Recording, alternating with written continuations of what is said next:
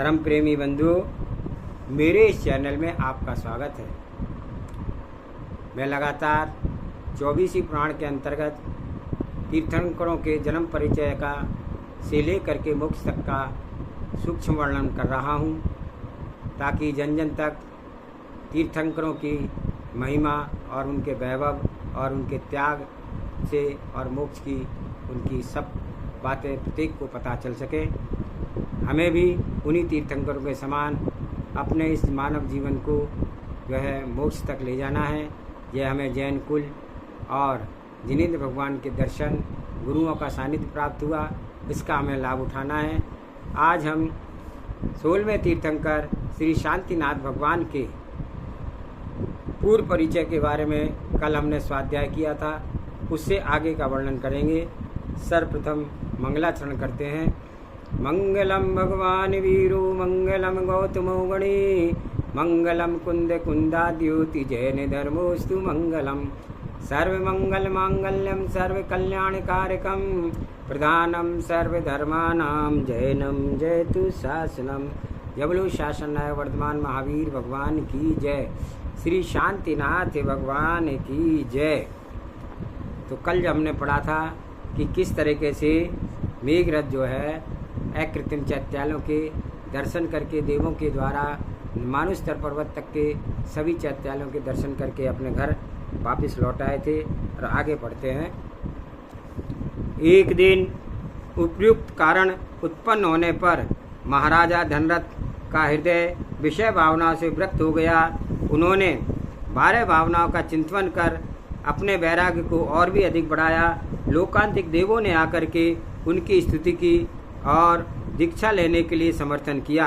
निदान महाराज धनरथ युवराज मेघरथ को राज्य देकर के दीक्षित हो गए, और इधर कुमार मेघरथ भी अनेक साधु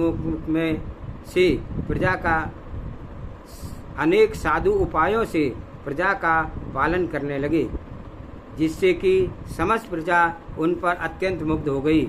एक दिन राजा मेघरथ अपनी स्त्री के साथ वन रमण कर रहे देवरमण नामक वन में घूमते हुए चंद्रकांत नामक एक शिला पर बैठ गए, और वहाँ बैठा था। वहीं आकाश मार्ग से एक विद्याधर जा रहा था। जब उसका विमान ठीक मेघरथ के ऊपर पहुंचा, तब सहसा ही रुक गया। विद्याधर ने विमान रुकने का कारण जानने के लिए जब दृष्टि डाली, तो ही उसकी दृष्टि मेघरथ पर पड़ी। तो ही वह क्रोध से आग बबूला हो गया।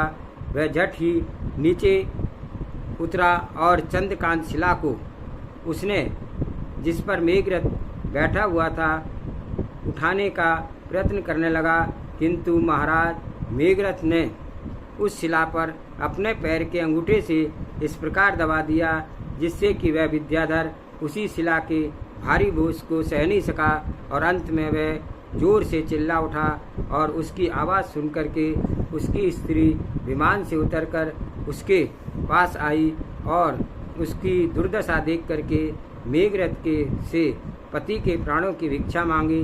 तब मेघरथ ने अपने पैर का अंगूठा उठा लिया और विद्याधर की जान बच गई। यह सब देख करके मेघरथ की स्त्री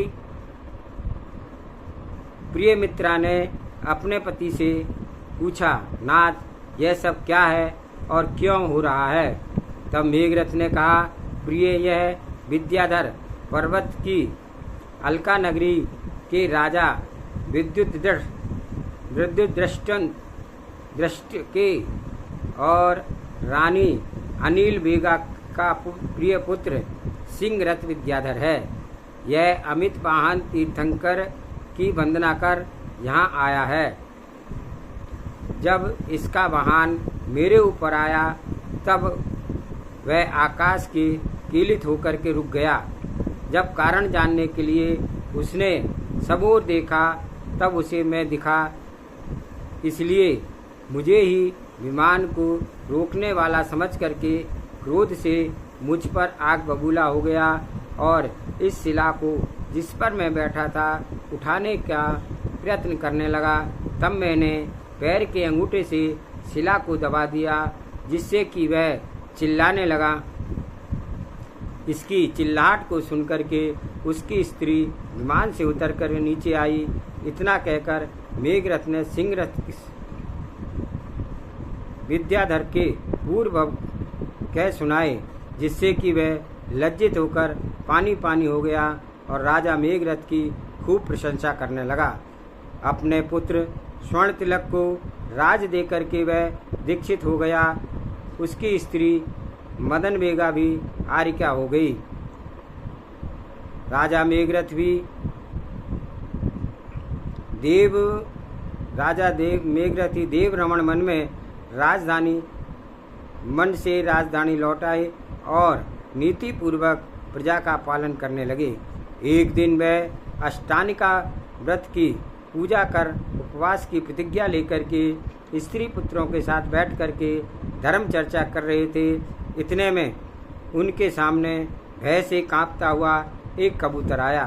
कबूतर के पीछे पीछे बड़े वेग के साथ दौड़ता हुआ एक गिद्ध आया और राजा के सामने खड़ा होकर के कहने लगा, महाराज, मैं बहुत भूख से मर रहा हूँ।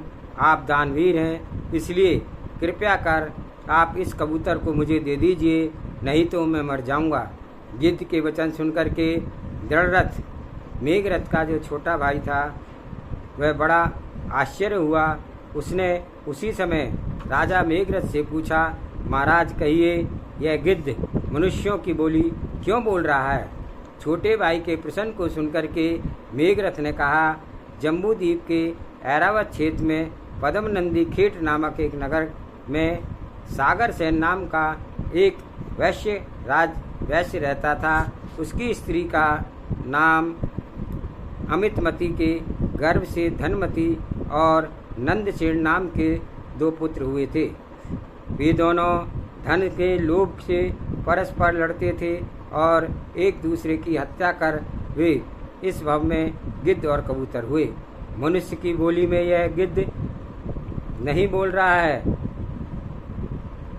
गिद्ध के पीछे गुप्त रूप से एक ज्योतिष देव है। वह आज उसकी कारणवश ईशान इंद्र की सभा में गए किसी कारणवश ईशान इंद्र की सभा में गए थे। वहाँ पर इंद्र के मुख से हमारी प्रशंसा सुनकर इसे ईर्ष्या उत्पन्न हुई और इसी कारण मेरी परीक्षा लेने के लिए यह यहाँ आया है और गिद्ध के मुंह से मनुष्य की बोली बोल रहा है। इतना कहकर राजा मेघरथ ने उस देव से कहा, भाई, तुम दान का स्वरूप से सर्वथा अपरिचित मालूम होते हो, इसलिए मुझे तुझसे गिद्ध के लिए कबूतर की याचना कर रहा है। सुन। अनुग्रहार्थ स्वात्याति सर्गो दानम, निज तथा पर के उपकार के लिए अपनी इष्ट वस्तु का त्याग कर देना दान कहलाता है। दान सत्पात्रों को ही दिया जाता है। सत्पात्र उत्तम मुनिराज, मध्यम श्रावक और जगन अव्रती सम्यक दृष्टि के भेद से 3 तरह के होते हैं। देव पदार्थ भी मध्य मांस मधु से विवर्जित तथा सात्विक होते हैं। अहो, यह गिद्ध, इसमें कौन सा सत्पात्र है? और यह भी बताओ कि यह कबूतर भी क्या देव वस्तु है? राजा मेघरथ के युक्ति पूर्वक वचन सुनकर के देव अपने स्वरूप में प्रकट हुआ और राजा की स्तुति व प्रशंसा करके अपने स्थान पर वापिस चला गया। मेघरथ की बातें सुनकर कबूतर और गिद्ध ने भी आपस में विरोध छोड़ दिया, जिससे कि आयु के अंत में संन्यास पूर्वक मरकर वे दोनों देव रमण वन में व्यंतर देव उत्पन्न हुए। होते ही उन देवों ने आकर के राजा मेघरथ की बहुत ही स्तुति की और अपनी कृतज्ञता प्रकट की। एक दिन उन्होंने एक चारणधारी मुनिराज को आहार दिया, जिससे उनके घर पर देवों ने पंचाश्चर्य प्रकट किए। अष्टानिका पर्व के में एक दिन महापूजा कर और उपवास धारण कर रात्रि में प्रतिमा योग विराजमान थे। उसी समय ईशान इंद्र ने मेघरथ की सब बातें जानकर अपनी सभा में उनकी धीरता और वीरता की खूब प्रशंसा की। इंद्र के मुख से मेघरथ की प्रशंसा सुनकर के अतिरूपा और सुरूपा नाम की दो देवियां उनकी परीक्षा लेने के लिए मेघरथ के समक्ष आई और वे हाव भाव से विलासपूर्वक नृत्य करने लगी। पर जब वे मेघरथ को किसी प्रकार से ध्यान से विचलित न कर सकी, तब उन्होंने देवी रूप में प्रकट होकर के उनकी खूब प्रशंसा की और स्वर्ग को चली गई। एक दिन उसी ईशान इंद्र ने अपनी सभा में मेघरथ की स्त्री प्रिय मित्रा के सौंदर्य की प्रशंसा की। उसे सुनकर के रतिशेन और रति नाम की देवियां उनकी परीक्षा लेने के लिए उनके सम्मुख आई। जब वे देवियां उनके महल पर पहुंची, तब वह तेल उपटन आदि लगा करके स्नान कर रही थी।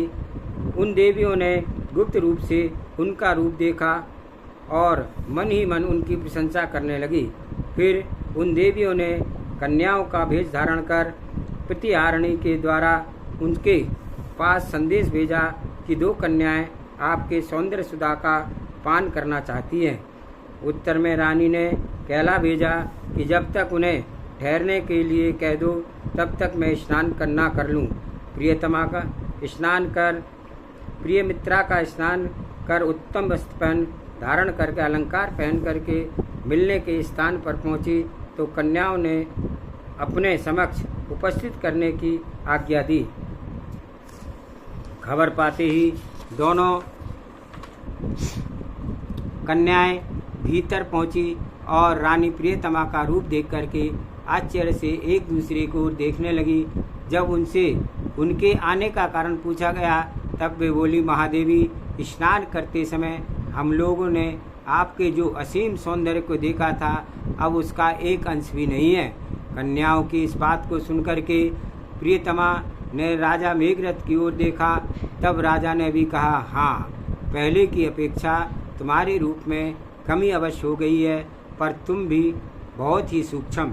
इसके बाद दोनों कन्याओं ने देवी वेश प्रकट होकर के जब हास्य प्रकट किया, रहस्य प्रकट किया और उसके स्वरूप की प्रशंसा करते हुए स्वर्ग को चली गई और अपने रूप में कमी हो गई।